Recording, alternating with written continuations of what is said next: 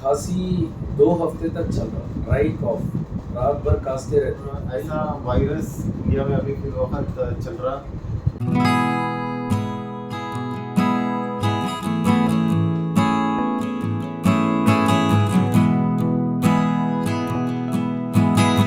सो नमस्ते, welcome back to doctor tips once again guys. आपका show आपके साथ में है। आज एक ट्रेंडिंग टॉपिक है जिसके ऊपर सारा हिंदुस्तान सुनने के लिए एक बेचैन है, और ऐसा वायरस इंडिया में अभी फिर वक्त चल रहा जो बहुत सारे लोगों को समझ में नहीं आ रहा कि एक्चुअली है क्या, और बहुत सारे लोग बीमार भी पड़ रहे हैं। तो आज हम एक ऐसी पर्सनालिटी के साथ में हैं जिसका नाम है डॉक्टर किरण ग्रंथी सर है। ये he is MD pulmonologist, chest physician है।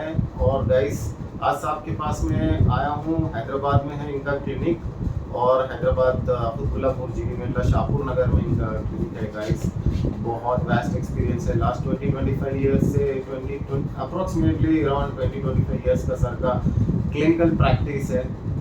आज ऐसी टॉपिक पे बात करेंगे जो हिंदुस्तान में हर घर में प्रॉब्लम है या तो इशू है जिसकी वजह से लोग सफ़र कर रहे हैं। तो सर वो है, उसका नाम है फ्लू बोल के जो नया वायरस आ रहा है, ये फ्लू है या कोविड है मालूम करना है। So sir welcome to doctor tips. Sir आप कुछ ये हमको वायरस के बारे में बता सकेंगे सर कि आज एक्चुअली ये वायरस है क्या, और लोगों को आज समझ में नहीं आ रहा है ये कोविड है या वायरस है, नॉर्मल दूसरा वायरस है सर। Thank you Amit. अभी जो हम देख रहे हैं ना, ये H3N2 वायरस बोल के पॉपुलर हो रहा, ये फ्लू वायरस है। Flu group of viruses, influenza group of viruses बोलते हैं इसको। ये कुछ नया नहीं है, हर एक साल आता रहता है ये। जी जी मगर सीवियरिटी उतना ज़्यादा नहीं रहता। अभी हम पहले देखे तो आपको याद रहता होगा, बर्ड फ्लू बोल के आया था। जी सर, 1990s में बर्ड फ्लू आया था। वो टाइम में पूरे ये हैंड्स को ख़त्म करके ज़मीन के अंदर दबा दिए। Yes sir, thousands of hands को मार डाले। यस सर, वो बर्ड फ्लू है। उसके बाद आया स्वाइन फ्लू। वो एक बार थोड़ा डेंजरस टाइप में आया था। हमारा कोरोना से भी बहुत कम है, मगर बहुत सारे नेशंस में लॉकडाउन लगाए। वो टाइम में भी एयरपोर्ट तक लॉकडाउन लगाए, ट्रांसपोर्ट बंद कर दिए थे। उसको स्वाइन फ्लू बोलते हैं। उसका नंबर था H1N1।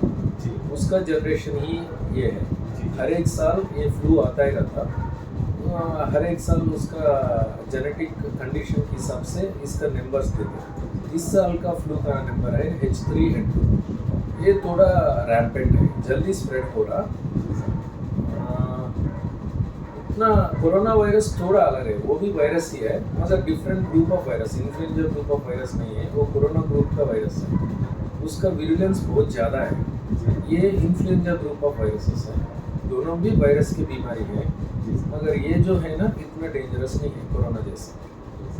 Sir actually thank you for the very information और वेरी गुड इंफॉर्मेशन सर। कि बहुत सारे लोग कंफ्यूजन में थे कि एक्चुअली क्या है। सर मैं जानना चाहता हूँ सर, ये H3N2 का जो सिम्टम्स नॉर्मली कैसे होते हैं, मेरे शायद व्यूअर्स आपसे सुनना और समझना की कोशिश करेंगे, क्योंकि ये बहुत सिमिलर है कोविड के सिम्टम्स के साथ में। तो बहुत सारे लोगों को डर है कि कोविड है, कोविड तो नहीं है, या तो कोविड का नया वर्जन है क्या बोल के। तो सर आपने क्लियर कर दिया इसके लिए कि नहीं है। तो सर इसके सिम्टम्स क्या होंगे सर ये फ्लू के? एनी वायरल इन्फेक्शन का सिम्टम्स एक ही रहता है, इसीलिए कोविड का इसका सिम्टम्स मैच होते हैं। जी सर, इसीलिए डर फैल रहा है कि फिर से कोविड जैसा आ रहा हो। जी वैसा नहीं है। जी सर, ये कोल्ड जो हमको मालूम है ना, सर्दी हुआ तो क्या होता, नाक बंद हो जाता, बॉडी पेन्स होता, लो फीवर रहता। ये फ्लू में सिम्टम्स ऐसा ही रहता, मगर सीवियरिटी थोड़ा ज़्यादा रहता, और ऑनसेट बहुत सडन होता। आप काम करते निकल जाते, सुबह ब्रेकफास्ट करके रास्ते में शुरू हो जाता जी, इतना टाइम भी नहीं देता। सडनली थ्रोट पेन शुरू होता, सर्दी शुरू होता, बॉडी पेन शुरू हो जाता, severe body pain. And temperature एक ही दम 103 तक चला जाता। ऐसा हालत में पसीना आना ये सब शुरू हो जाता। ये सिम्टम्स 5 दिन तक चलता रहता। फर्स्ट 3 डेज सीवियरिटी ज़्यादा रहता फीवर का। उसके बाद फीवर जैसे जैसा कम होता, खांसी शुरू हो जाता।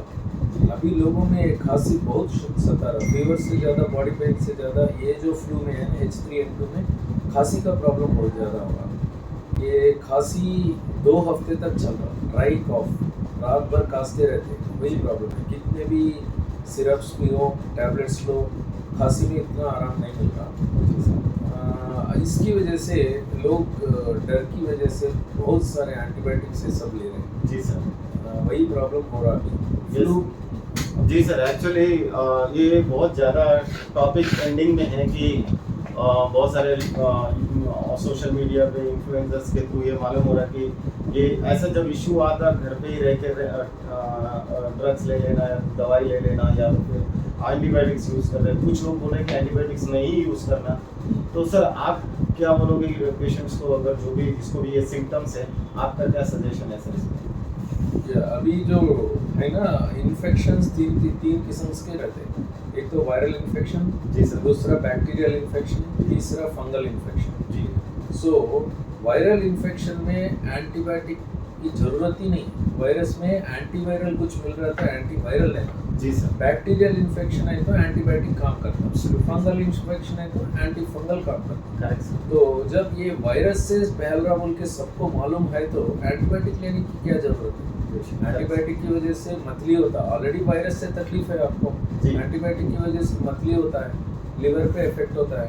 जी सर। ऑलरेडी वायरस लिवर पे इफेक्ट करता है, लाइक इसकी वजह से वॉमिटिंग्स होना, लूज मोशंस होना, जो प्रॉब्लम है ये और बढ़ाता प्रॉब्लम। इसीलिए एंटीबायोटिक्स मत इस्तेमाल करो बोल के बार बार बोल रहे हैं। सिंपल पैरासीटामोल, आइसोलेशन, स्टीमिंग, ये बस है। गर्म पानी का हवा, जो हम सर्दी हुआ तो पुराने ज़माने में जो करते हैं ना 5 दिन तक, जी सर। सेम सिम्टम्स है। इसमें क्या है ना, थोड़ा नेग्लिजेंस नहीं चलेगा। पहले तो पैरासीटामोल से मेंटेन कर रहे हैं। जी सर। मगर अगर खांसी के साथ खून गिर रहा, थोड़े लोगों में हो रहा, ब्लड स्टेन आ जी। रहा और थोड़ा सांस लेने में दिक्कत हो रहा, वो हालत में तो हॉस्पिटल को आना ही चाहिए।